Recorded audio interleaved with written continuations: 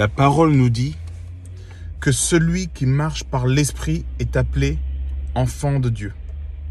Un enfant de Dieu, c'est quelqu'un qui est positionné dans une relation avec le Seigneur. C'est quelqu'un qui s'est positionné lui-même dans une position de fils, dans une position de confiance, dans une position de soumission, de dépendance totale au Père.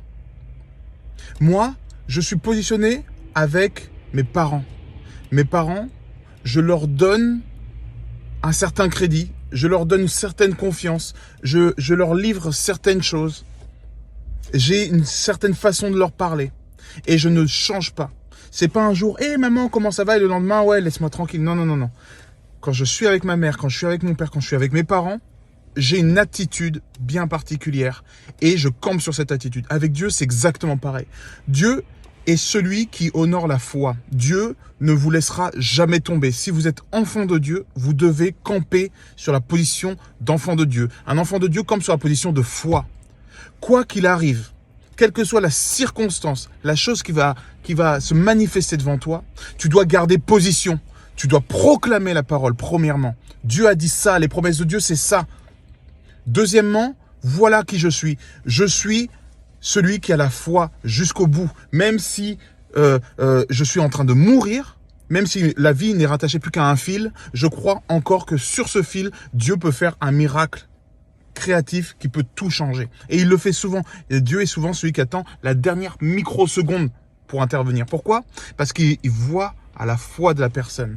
Est-ce que tu es fils ou fille de Dieu? À partir de ce moment-là, eh bien, quand il y a quoi que ce soit, tu dois proclamer la parole. Tu dois dire, au nom de Jésus, je sais que, à partir de maintenant, je ferai ça parce que je crois que Dieu a. Parce que Dieu a dit que, je vais rester sur cette position ferme, quoi qu'il arrive. Et Dieu honore cette foi. Dieu est celui qui est le consommateur de la foi. Ça veut dire qu'il mange ça, je vous le dis souvent.